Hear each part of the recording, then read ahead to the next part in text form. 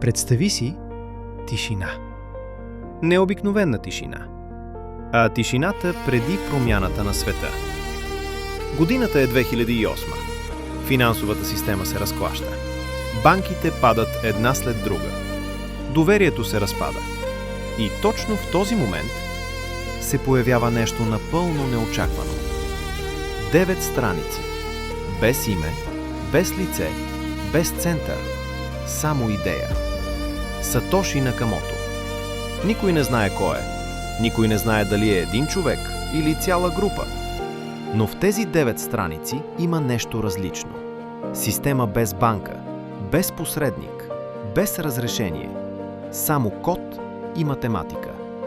И после идва моментът. 3 януари 2009 година. Ражда се първият блок. Genesis блок. Той не е просто технически запис. Той е началото на нова реалност. Вътре има послание, скрито в данните. Канцлерът е на прага на втори спасителен план за банките.